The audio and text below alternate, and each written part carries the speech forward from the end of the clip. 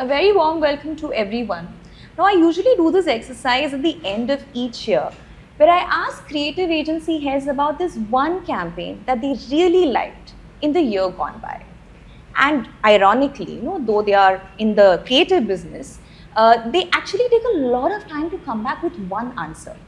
But this year we had an exception because there was this one campaign which had top of mind recall for people across the ad industry. And I'm talking about the Dream 11 campaign featuring AamirKhan and Ranbir Kapoor. Or should I say Ranbir Singh? Let me ask the creators. Joining me are Adarsh Atal, Chief Creative Officer of Till Brand Solutions, and Shriram Iyer, the co-founder of 050 MediaWorks. Thank you so much for joining us. Thank you. It's Thank a you. pleasure. Now, it's one thing to get a star-studded campaign, celebrities on board, and quite another to get them to roast themselves in the ad. How easy or difficult was it to align all of them to this one script, especially Ranbir Kapoor? You want to go? So Ranbir was actually the easiest task.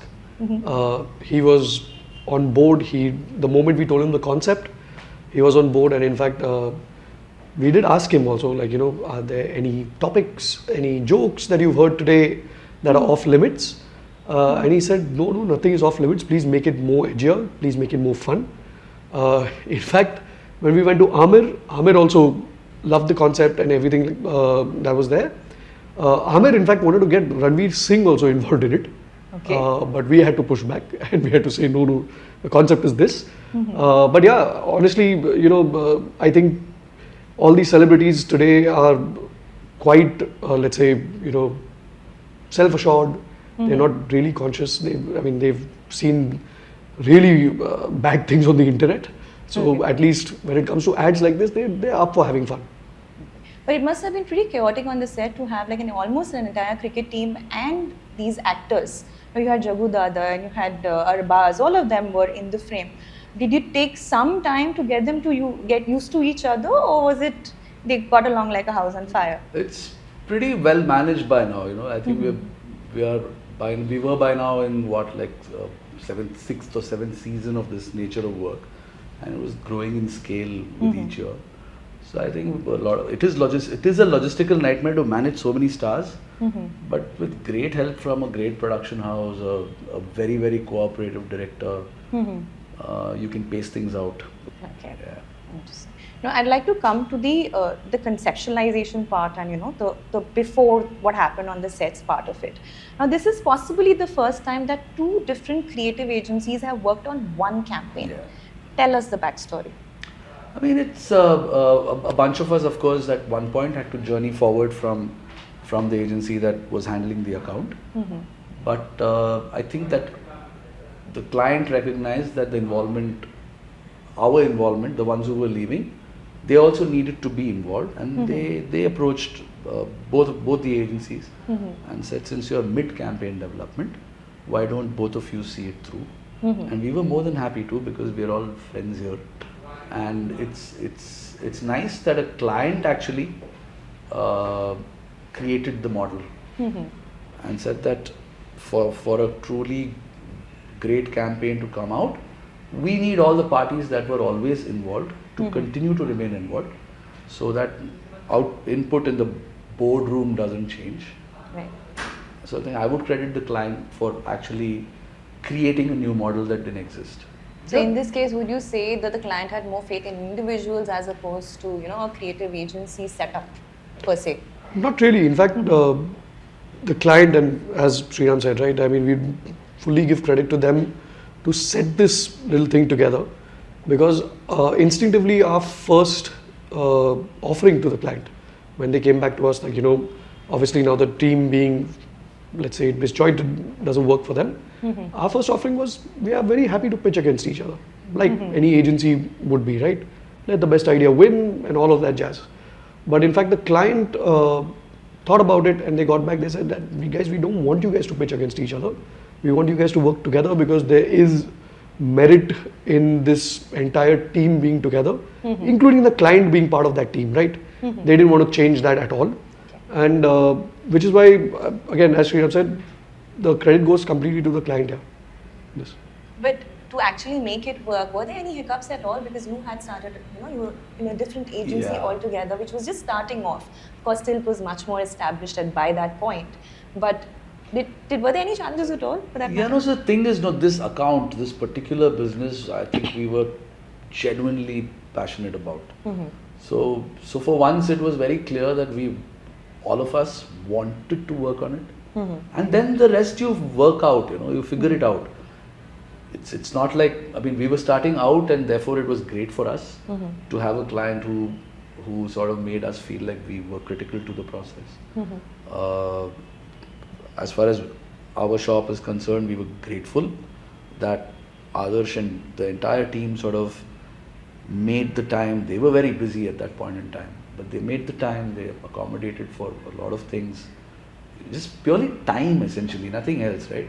Just to be there and sort of work around the difficulties of two different spaces, two different sets of people, all of that. I feel like primarily the desire to work on an account like Dream 11 was big, and for me, we've always worked together for years now. Let's say this would never have been possible with anybody else. The fact that it was us is probably the only reason why it worked. Right. Like let's say if they had said, okay, no, there's a third agency in the mix, and now you figure it out with them, it was never going to be possible. The comfort level There definitely. was would be absolute a comfort problem. with everybody involved was already comfortable working with each other, and the fact that we could extend it, despite having exited the agency, was probably just bonus. Fab. But now that Yeah. you have worked on something like this, a new model altogether, do you think you can continue on this in the future as well? I'm not sure. I feel like because it was client dictated, client Okay. induced, it was a client request, is probably possible. I don't think agencies otherwise are very cooperative with each other. I wish they were. I wish that they didn't represent agencies, but they represented the craft. But unfortunately, the agency firewalls people from doing such things. Yeah. I mean, see, it's a bit utopian in nature to pull off what we pulled off, to be very honest. And as Shriram said, I think it could only be pulled off between us, not because there's precedence to it. I mean, we were working together, but there's genuine love for each other and the way we work and the way we think. There's mutual respect there, and whatever said and done, I used to lean into Shriram quite a lot earlier, and that didn't necessarily stop.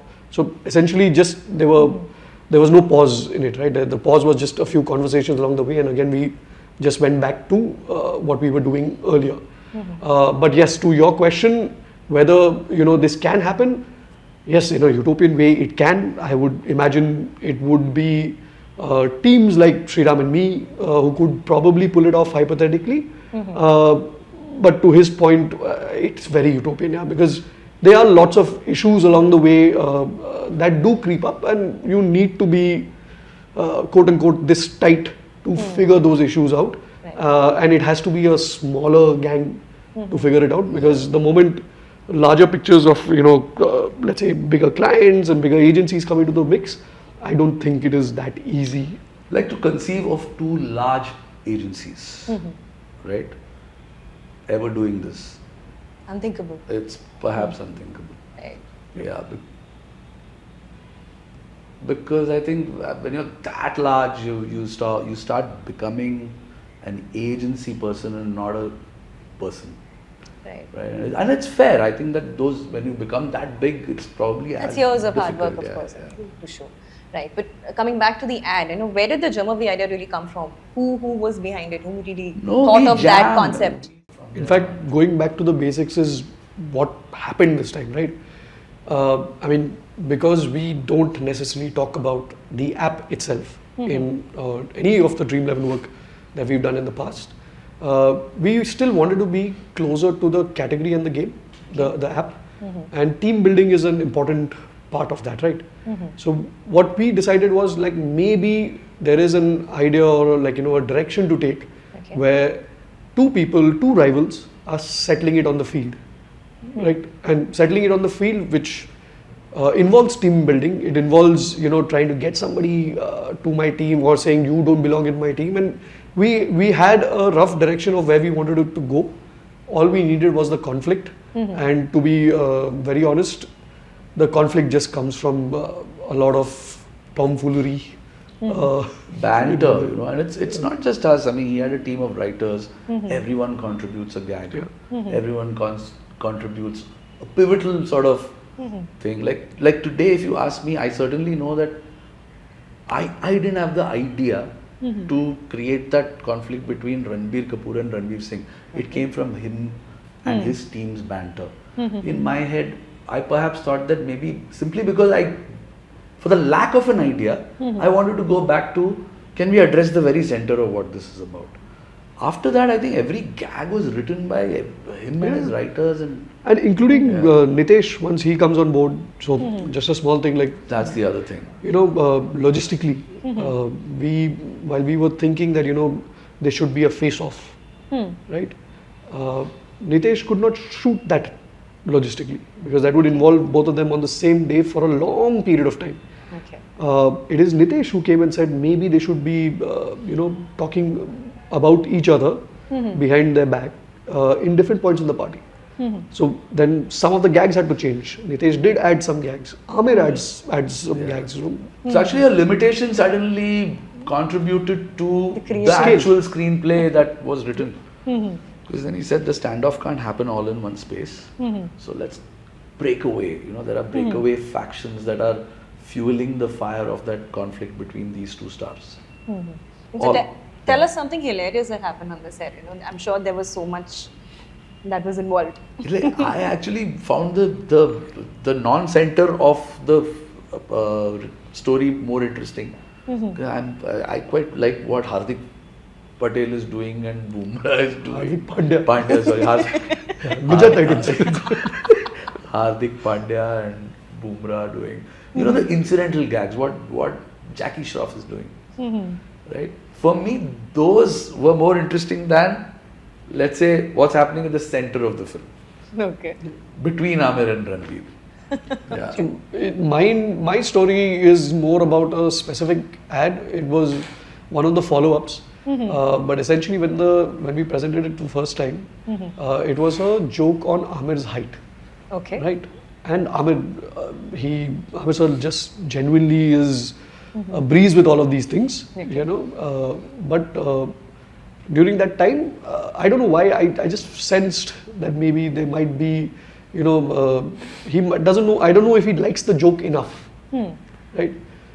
And I was in two minds whether it's the topic or the joke. But when we finally presented it again, like the rework script to him, I had changed the construct of the joke a bit, which involved Ranbir in it. And the person who laughed the loudest was Amir. Right? And for me, that I found that really cool on his part, and he's always been absolutely cool in the previous campaign also. Even the previous one, I think Bumrah was hesitant to make the joke about Lal Singh Chadda, and Amir had to persuade him to, make the joke.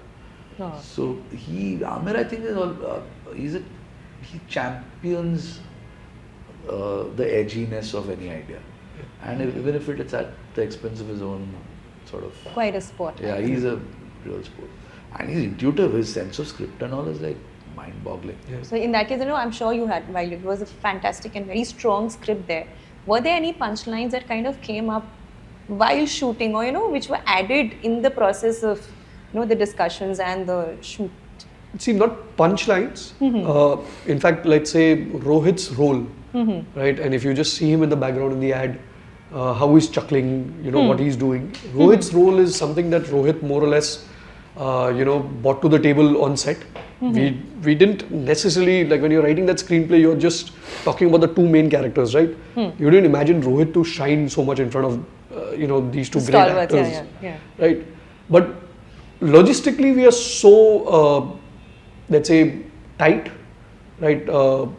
I don't think we have that much luxury in those 3 days of shoot to sit and brainstorm, or something comes randomly. It doesn't really come because everything is 3 shots and out. You know, you turn, you get it in 3 shots and you're done. So logistically, it is a very well-oiled machine, and that's maybe one of the things that, you know, we don't have scope for some of the ad-lib magic.